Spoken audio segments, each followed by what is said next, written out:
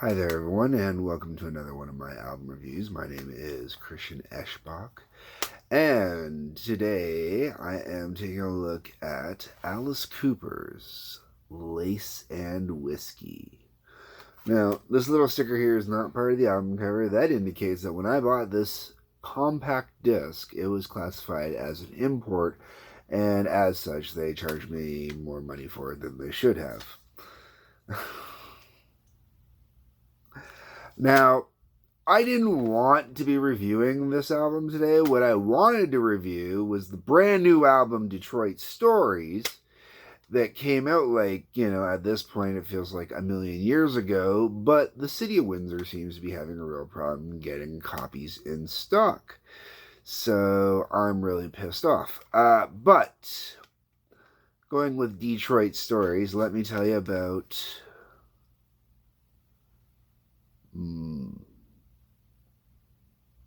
my Detroit story. I'm not sure if you can see that.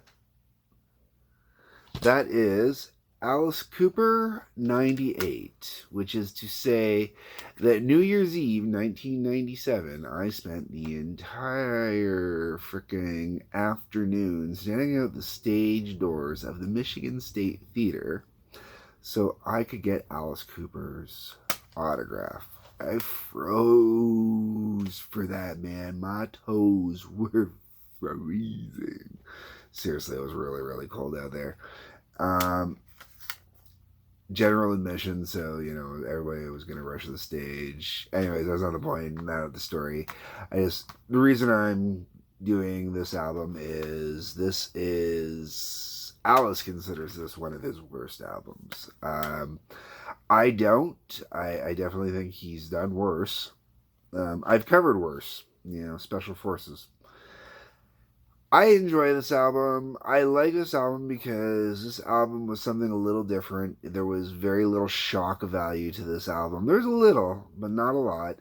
This was Alice trying to do something a little bit different, trying to get a little bit of a different feel, moving away from the whole shock rock, nightmare imagery. This album kind of has Alice more in a sleuthy kind of character, sort of. Golden Age of Hollywood is a good way to look at it. I'm just gonna get into the album here. So the album opens up with It's Hot Tonight. It's a great tune. It's a fantastic tune. It's such a good tune. Alice has pulled it out a multitude of times live since then. It's a really good tune. It just fits in there. It's got a great slinky feel to it. It works in the same manner as, say, Be My Lover or Is It My Body. Really good tune. Really good way to start off the album. From there, we go into the album's title track, Lace and Whiskey. This song's a little bit different. I want to say a little more prog musically. It's got a few more changes, stuff like that, than you normally would get from Alice. I'm not a huge fan of the song. It's not a bad tune, but I'm not a huge fan of it. Next up, Road Rats. This is probably the second biggest song off of this album in the grand scheme of things. And the whole reason why is there was a movie done around 1980, I believe it was, featuring Meatloaf. The movie was called Roadie. Or The Roadie, it might have been. And this song, Road Rats, is all about being a roadie. And it was the very first time a band had ever actually really, or any musician had really given an acknowledgement to the road crew. So Road Rats became kind of a song that way, and it ended up in the movie The Roadie, and stuff like that. And it was a bit of a hit. It's not a bad tune. I enjoy it on here. I would probably like to hear it redone, maybe not as campy as it is on here.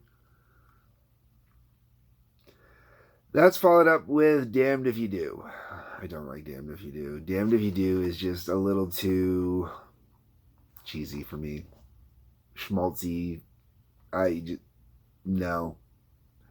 Doesn't feel right. Damned If You Do feels like it would be good on a Nashville kind of album. Something out of that zone. But on here, just doesn't work for me. After that, we go on to the most popular song off this album, and Alice ballad. Oh, Alice, Alice, Alice. Oh my God. The ballads that you have released. Oh, no. You and Me is a wonderful duet song. The only way I've ever liked it is on The Muppet Show. And that's just because it was The Muppet Show. I don't like the song. I don't. It's schmaltzy. It's not what I want from Alice. It isn't. Sorry. Okay, now I like where we go after that. After that, we go to King of the Silver Screen. Alice, every so often, busts out a gender bender tune. And King of the Silver Screen is most definitely a gender bender tune. And I don't say gender bender in a good way. I mean Alice Cooper, okay? A dude named Alice Cooper. But the humor and the tone and the vibe and the essence of King of the Silver Screen, it makes it really enjoyable. It's a in this album, it works. It fits beautifully in the mix of this album. There are very few other albums this song could go on, but this album, it works. After that, we go into Ubangi Style. Another Nashville kind of song. You know, it almost feels like Alice wanted to go kind of country on this album, but decided not to. It's like he was almost testing the waters. Like after he kind of tested the waters with the disco-esque vibes and feels that he threw out there on Goes to Hell, you get to this album next, and now it's like, well, country's kind of picking up and getting a little big. Maybe we should play with a little of that. You know, it's kind of what the vibe feels like with some of the songs. And that's how I feel about Ubangi Style, man. I'm not a huge fan. It's kind of fun, but not my style. No More Love at Your Convenience. That's No More in brackets. Love at Your Convenience. And not a bad tune. Not the type of tune I want to hear coming from Alice, though. That's all I can really say on that one. Then it goes to what might be, if I were to pick my favorite songs from this album, my top 3 songs from this album, it would be It's Hot Tonight, King of the Silver Screen, and the next track, I Never Wrote Those Songs, which is track 9 on here. I Never Wrote Those Songs is such a dark confession from Alice. It's almost, you know, it's totally out of character, out of vibe, out of essence. Alice talking about it's almost like this was in the grips of Alice dealing with the whole struggle between Alice Cooper, the character on stage, and we'll say Alice Cooper, the human being, or Vincent Furnier, if you like.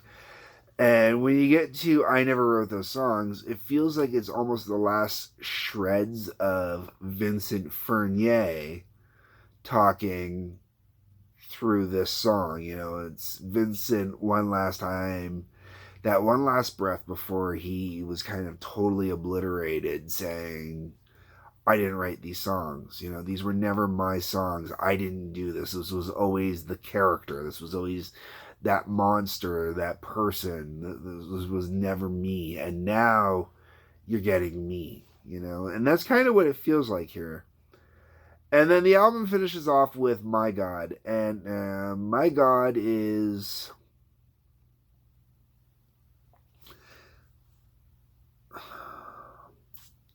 it's the right song to finish off this album. It almost feels like it's, you know, Alice, everybody made a big deal about Alice being born again. Alice was never really born again because I don't think Alice ever left it behind. And My God kind of goes with that to kind of show that. The whole way around, I think Alice really wanted to make a concept album that didn't pan out. It almost feels like this should have been a double disc set and there should have been more story to it. Like even on the back, there's this giant write-up and everything. The whole thing is set up where it sounds like it should be like this giant setup, this giant story, this film noir almost kind of detective like piece. And they didn't go where they were supposed to go with it, or it was the album was all set up one way and then the songs just kind of fell another way. I think the biggest problem with this album was definitely the production. I don't recall off the top of my head who produced this album. I'd probably have to go digging for it. I know it wasn't Ezrin.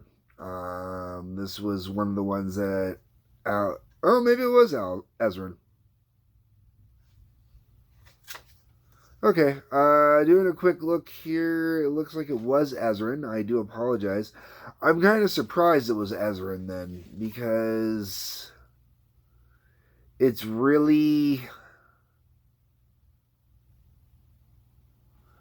not an Alice-y sounding album. Like, it just... This album is... No, it doesn't work. For me, on most levels, it doesn't work. Like, even Special Forces sounds more Alice than this album does. And that's the problem with this album. This album really doesn't sound like Alice. It sounds like Alice was trying to get away from Alice, trying to distance himself. And it creates a completely different album, a completely different sound, a completely different vibe. And it's not the Alice Cooper album that you would want to hear. And if you are getting into Alice Cooper and you've never really listened to much Alice Cooper, or you're just used to the greatest hits or whatever, stay the hell away from this album. If you've only ever heard You and Me and went, oh, that's such a pretty song, I love that song, still stay the hell away from this album. I'm not saying that you shouldn't own this album. This is an album, though, for the hardcore Alice Cooper fans. This is an album for the actual collectors. This is not an album for your fly-by-night album collector or your fly-by-night music listener, I don't think. That's my views, folks. I love my Alice, and, the reason I got this album specifically signed, because I do have a few Alice Cooper signatures on albums, and every one of them is one I've personally gotten signed well there. And the reason why I got this one signed was specifically for the picture. I like the picture of Alice in here. I like that. I wanted the autograph right above it. And I wanted something I could easily carry with me. And that album cover was easy to carry with me. But yeah, that's my views on Lace and Whiskey. I really wish I was reviewing Detroit Stories for you instead. Hopefully the next time I get around to Alice, I'll have it in my hands so I can do it for you. That'll be at review number 79. So, until next time, folks, peace, love, leave a comment, hit the like button, subscribe button, all those fun things. And until next time, take care.